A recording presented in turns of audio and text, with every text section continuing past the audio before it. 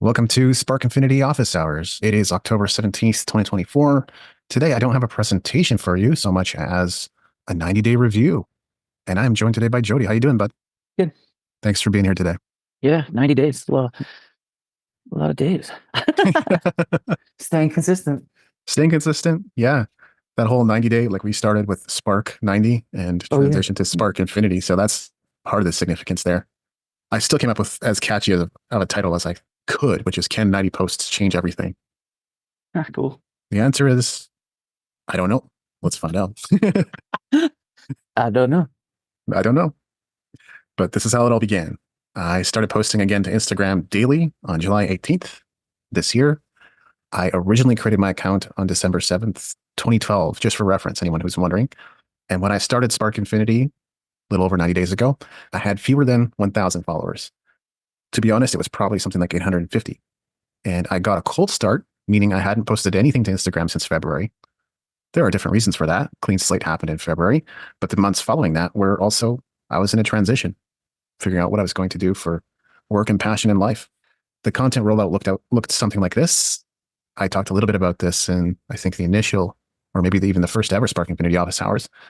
But the first push had 9 posts, then the second had 8, the third had 10 posts, fourth had 19 posts, and then I finally found my rhythm with the fifth push, preparing 53 posts and then scheduling them out. So initially, I really had no more than about a week's worth of posts, which meant, I could spend one day creating stuff, scheduling it out, not have to do something for a week. Eventually, I got to the point where I was much further out, 20 days, 30 days. So in total, I published 99 posts, but Instagram counts your stories as well. So it turns out I published 210 posts, including stories. Paid exposure, paid promotion, and shoutouts were utilized during this process. But to be specific, I'm only relying on one source of paid promo, and only one shoutout was purchased so far. I did purchase another one today. Paid exposure ended up generating the most followers and engagement of anything I did. So compared to posting and sharing out my Instagram account on Spark Infinity calls or in the podcast and things like that, where I saw the most followers and engagement was with paid promotion. Probably the biggest thing you'll notice is that I'm up to 6,346 followers, starting at under 850 and certainly under 1,000. That may be noteworthy. The other thing that might stick out is the 4,000 accounts reached in the last 30 days. But the really funny thing I noticed was I checked this on desktop, but on mobile, those stats look a little different. It looks more like 12,000 accounts reached in the last 30 days. So I don't know what the discrepancy is. I have yet to figure out why that happens, but just know that these stats look a little bit different in my mobile dashboard.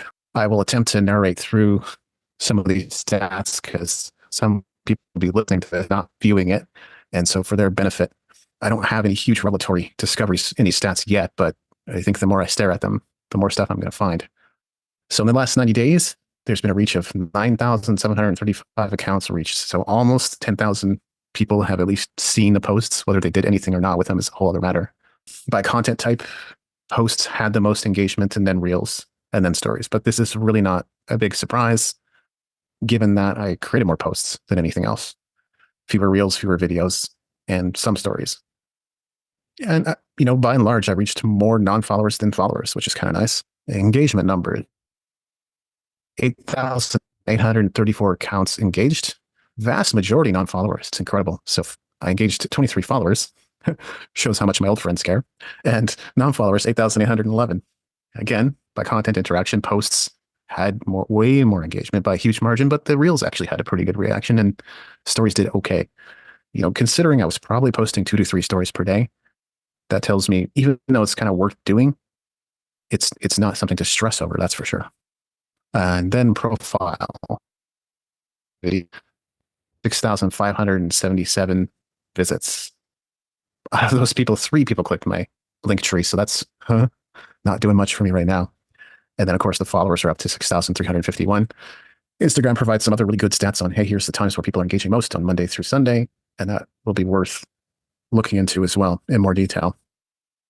This is just a really brief glance into top performing content. I realized pretty quickly as I was delving into this that I could honestly spend hours, because there's simply different ways of visualizing this content. Instagram gives you a lot of options, and I'll talk more about that in a minute. But what we see from top performing content is the 3 reels that I published most recently They say about 14,000 views, but in the mobile, it actually says over 30,000.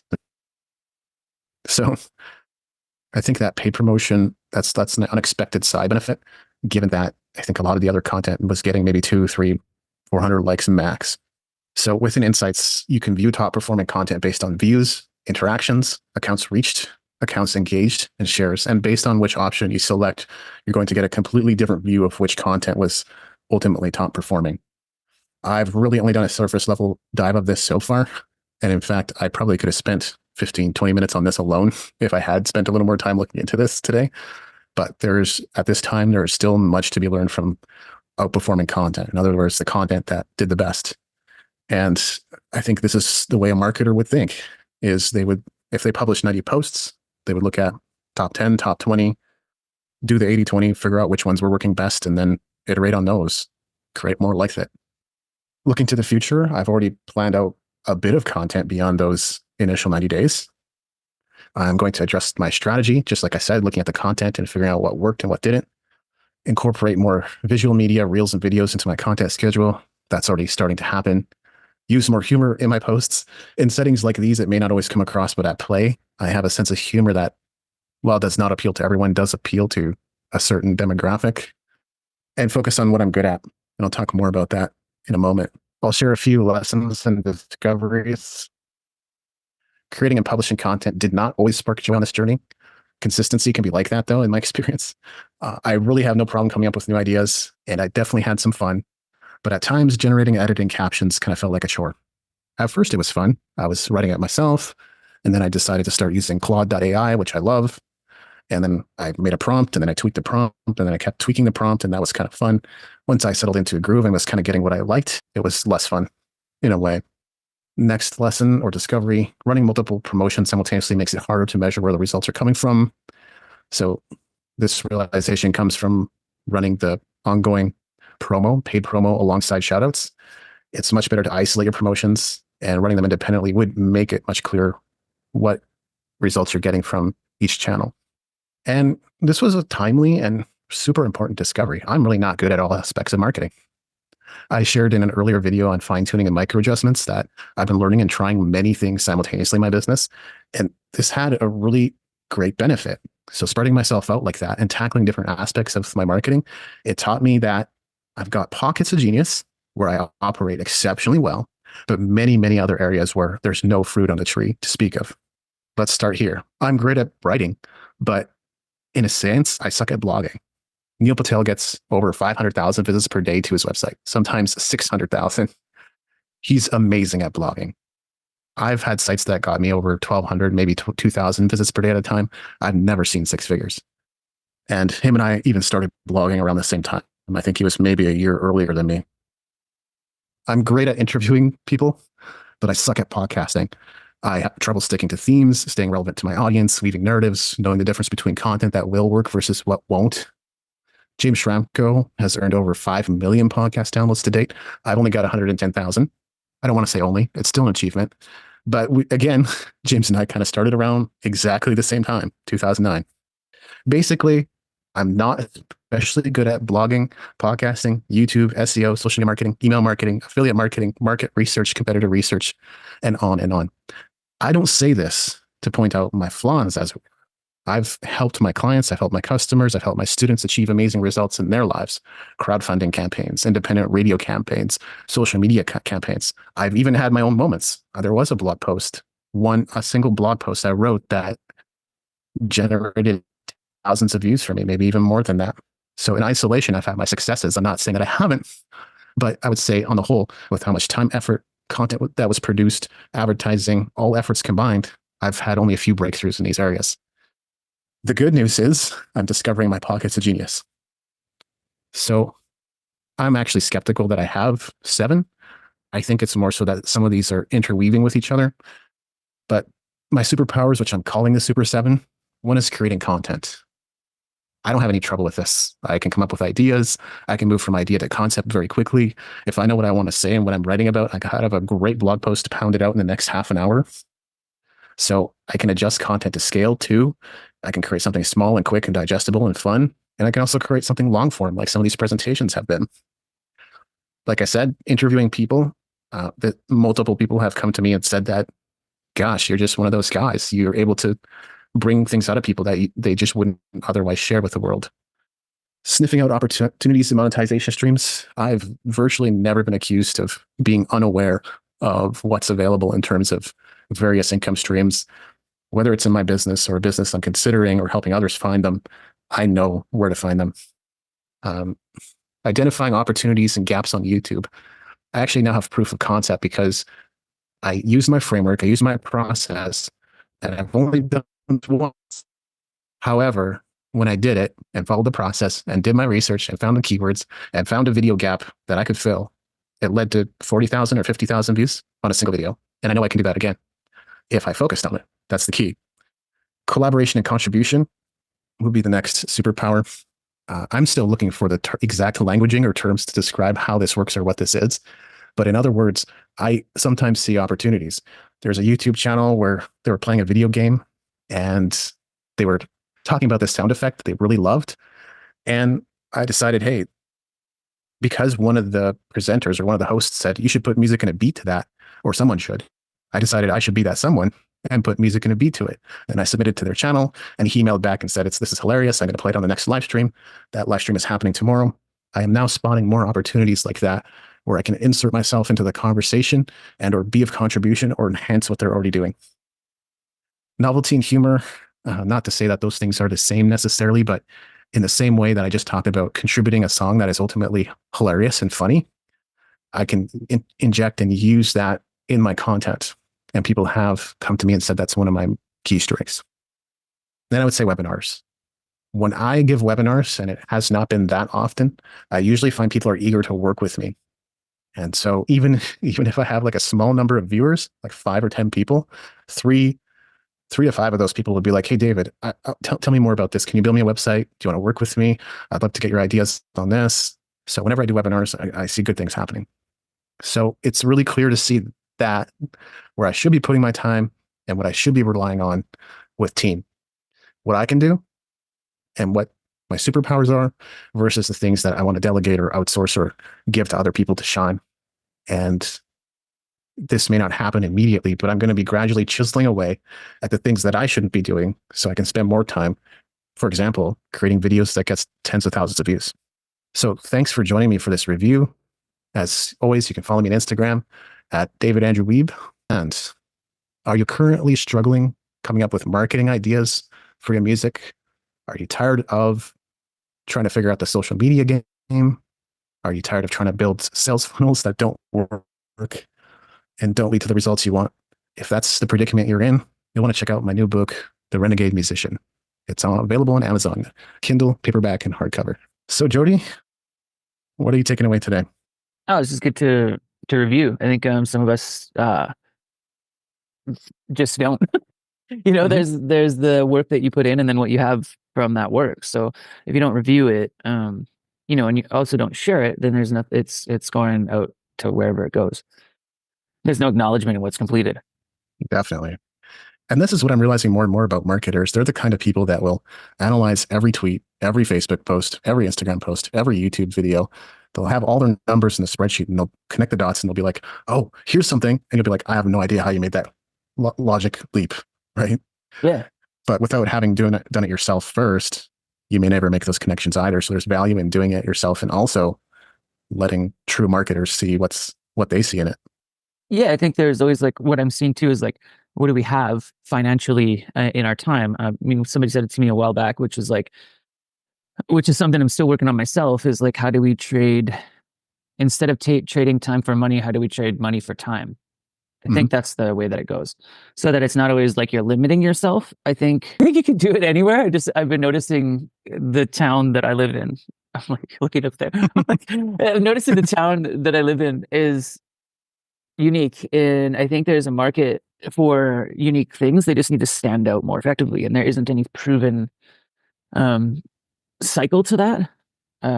Knowing people in the town that offer different community stuff, it's like, why are you in it? I think I was watching something the other day on a photographer from a skateboard industry that has done a lot of photography in a lot of different demographics, where he started off in skateboarding, but then got into commercial work, and commercial work was way better for financials. But it was that he loved skateboarding so much that he wants to be more in that community. So he's not in it necessarily for the money. It's just that the money happened before him. I mean, I think in general, we all need money to live. So it's like, how do you meet all of those financial obligations in life to thrive rather than struggle or strive towards something? And there's nothing wrong with either of those things. It's just a matter of the questions that I'm asking myself recently, in how you're comparing your with other people too. It's like, is it value anymore in comparing ourselves? Because does it limit our expansion in innovation? Is one of the things I'm asking myself, because I notice when I don't do it, I actually thrive more. Yeah. And it's something that was given to me way back in a branding course that I took, is to like find comparisons and use them as a guide, which I think is fine, but it's as long as we're not comparing ourselves too much to specific set individuals that have found their niche, and maybe we just haven't yet. Because I think the niche is such a great thing in the problem solving question of marketing. What problem are you solving? It's that thing that I didn't really know that question for a long time. And I find a lot of people just overstep things going into like solving a problem that doesn't need solving. So there's just a lot, man. I agree with you. I think the key takeaway from all this isn't so much that you want to compare your bloopers to someone's highlight reels. It just doesn't work that way, because No. James has his niche. He knows exactly what he wants to do, and the industry and niche that he wants to impact, and he's doing it. Yeah. And he's doing a fantastic job of it.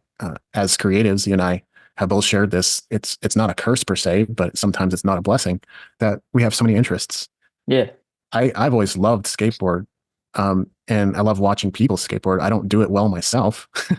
Yeah. But that's like a side passion that I've always have. I love fishing. It's not a thing that I go every week. It's not even a thing that I go every year. But when I do go, I have a good time, and it feels good to be out in nature. Yeah, it might be the only thing that those people have too, is they might not have all these side things that we love so much. It's like they're able Yeah. to hone in on that one niche, and that's all they got. So it's like, when it comes down to it, that's where they're putting all of their energy. Even applying for jobs or doing things out in the world right now is like, I love the three things that I found I enjoy a lot is, hair, music, and design, like graphic Yep. design. They all harmonize within each other, and a lot of it is based from skateboarding. Hair, music, and design. It's all, connected to fashion, and those are things that I love Yes. because of the artistic nature of them.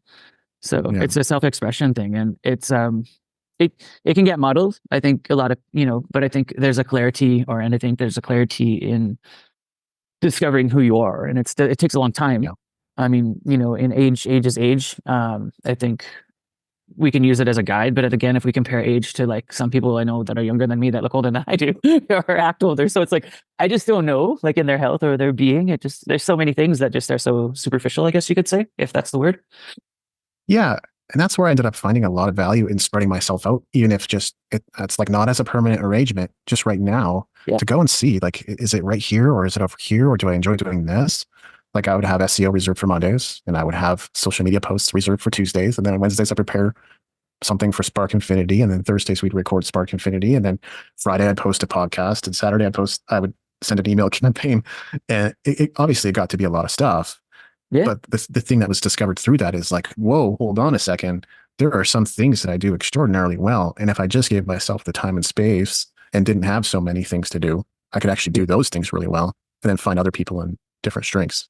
100%. I think it was one of the things I really loved, in comparison to doing hair for the last 15 to 20 years. Sometimes doing it all is great, but you also have a lot more to take on. So if you do haircut, color, one of my mentors way back might have mentioned, you can't be great at all of it. I beg to differ in some aspects, because I like the whole connection, but it's like, when it comes down to it, it's a lot to take on, to one guy that just does haircutting, like maybe a Sassoon, like Vidal Sassoon, when he started and things like that, he did haircutting and styling. He honed that craft. Maybe not the color technique so much wasn't focused on. So there was just honing that craft and really developing that specific niche.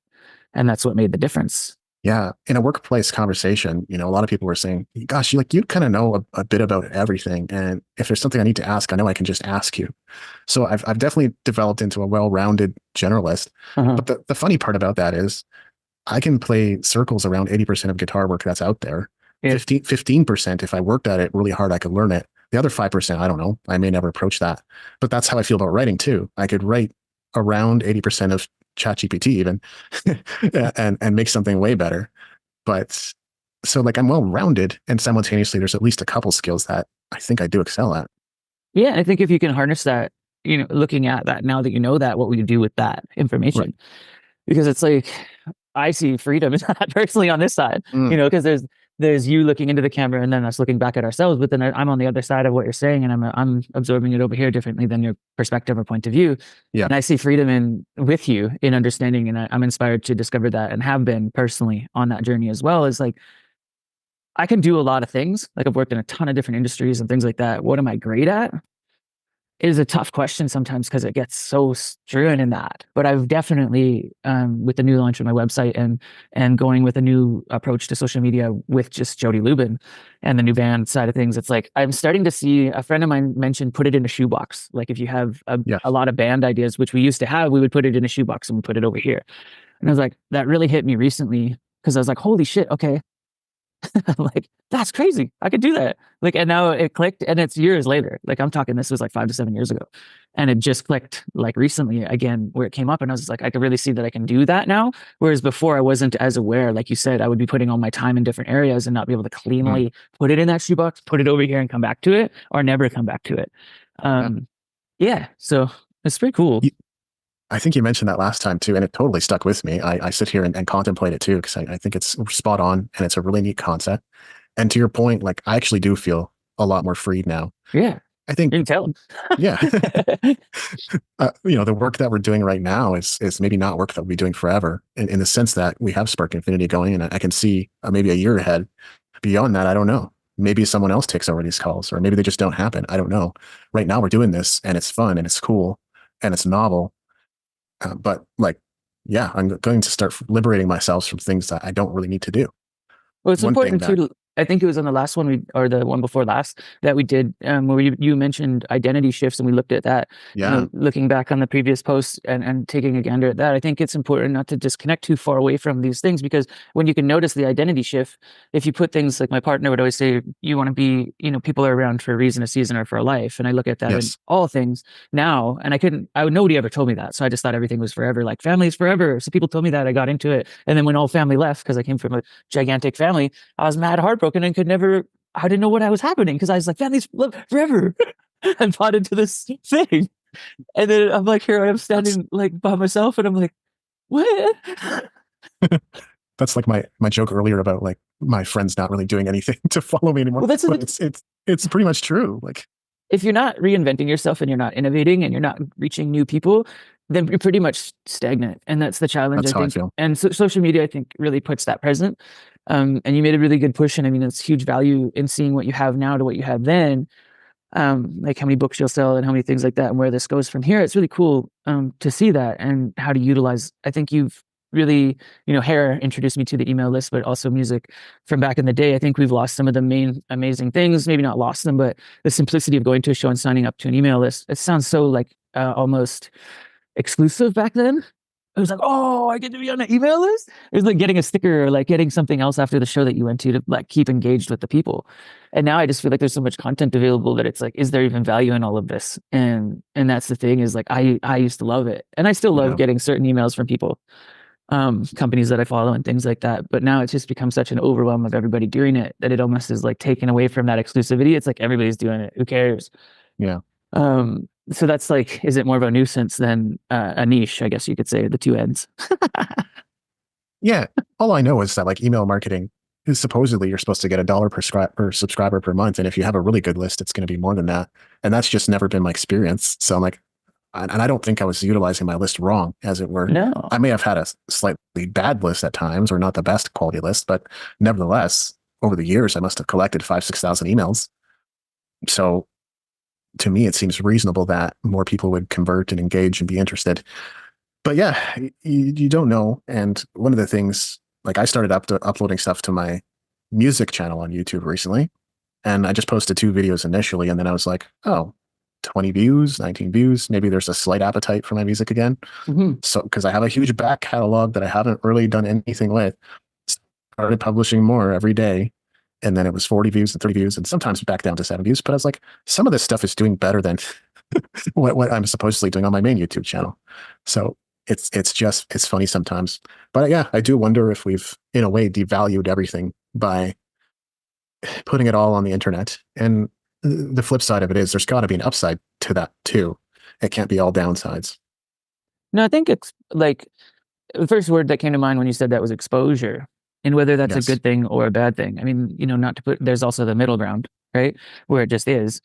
But it goes back to like having a tangible book or a literature to read versus somebody reading it to you. I mean, I have learned that I enjoy audiobooks more than reading at times, Mhm. just because it's like more well absorbed, or I can get through it at a work day or whatever in the job that I'm Yeah. working. I can listen to it while I'm at work, and it's stimulating. But I also had a point where I was overstimulated, so I needed to. And my sister actually said this. It's a funny thing because with kids and the iPad and the stimulation of like cartoons and things like that, kids can actually get overstimulated. So they actually took their child, like removed that stimulation from the child, then take it away. But it removed it gradually, like kind of from the child, and the child started to then play more like a child and Mm. engage more with everything around her. And she was less overstimulated, less fits, less all of the stuff that happened from them just simply removing that one device. So it's like, it's the thing, even for me, I've been up on the roof, like cleaning stuff and getting things ready for winter at the house and cleaning the garage and things like that, but less on social media. And I noticed a lot more peace of mind. Yeah. So it's I've just even this. heard of, I want to say experiments, but they might have literally done this in China, like gradually taking away the toys from the child, and then the child would just find objects and turn them into toys. And so then It's the what we used to do. creativity, yeah, exactly. I remember doing that kind of stuff. Or just using your imagination. Like you'd be laying on a trampoline, looking up the sky, and you dream up like the weirdest video game scenarios you could think of. Yeah, or cloud. Yeah, clouds. What was that? And then it was like a stick. How many different things could a stick be? A walking Totally. stick, a gun, a bow and arrow. A It's lightsaber. Yeah. yeah, it's so many things, right? But we had a freaking stick. We used to build forts and dugouts and things. I mean, it's just so peaceful to be in the wilderness and doing those things rather than digital. Um, yeah, it's just Yeah. sometimes I'm missing. I don't mean to get too nostalgic, but it's cool, man. It's like you said. There's both sides of the good and the bad in the middle. Out there with there has to be something else, and I think it's a marketing tool. That's more accessible even within music. I mean, they think of putting out an individual CD back in the day. Now you can put it out to the world instead of having to go through those channels, which is great. Yet will the world ever hear it? So Yeah. it's like all of these things, running the great campaign, running this and that behind it can help, but it's like it can also be challenging putting yourself out there so much and not um and knowing you just got to know, I guess, that you might get nothing in return. Um, That's why I've really come to understand. And like I pointed it out years ago, would have been 2015, but this novelty angle, because you look at what Lindsay Sterling is doing, and she plays violin while dancing and calls it planting. I'm pretty sure we could go back in history and find Irish people dancing with fiddles. Okay. Like this is not unique. 100%. And That's yet it, what they did. They're drinking yeah, and dancing and playing fiddle. right. At the same time, it's like, okay, she found a way of reprising that Yeah, and turning it into her thing. You look at Igor Presnikov, and he played all these acoustic guitar covers. Very skilled acoustic guitar player, but he'd take all the pop songs and create these intricate, beautiful arrangements, tens of thousands of views. yeah. So the really hard part is like creating music that's true to you and expressive to you, and putting that into the world and not getting reception. And the part that's, I don't want to say it's easier to do, but I think it's easier to find an audience if you go the novelty route.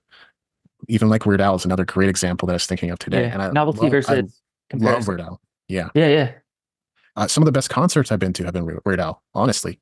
Huh, cool. Yeah. I think Extreme is up there. Van Halen was okay. Def Leppard was okay. Like these are some of my favorite bands. Yeah. But of those I've been to, wow, Weird Al. Out of this, It's unique, he didn't settle. It was okay to be the weirdo. he started with a hardcore audience, which helps, but a small hardcore audience. And no one would have figured he'd become a cultural icon in parodies, but he's even eclipsed that because I think he has a few Grammys, right? So, Well, yeah, and he's acted a lot and things like that, and done cameos and things. So I mean, he's diversified his craft too, which is cool. absolutely. I think, And yeah, he does a and good he's job. not really made fun of it. Is people I think longing. This might sound funny, but they're like they would rather be like him in some aspects of how I wish I could be that weird. Yes, that's true. And he has been very well intentioned with his parodies. Yeah, No question. yeah, very very awesome. Yeah. Cool. Well, thanks again, Jody. It's been a Yeah, fun Spark Infinity. And for those tuning in, we'll see you again real soon. Thanks for joining us.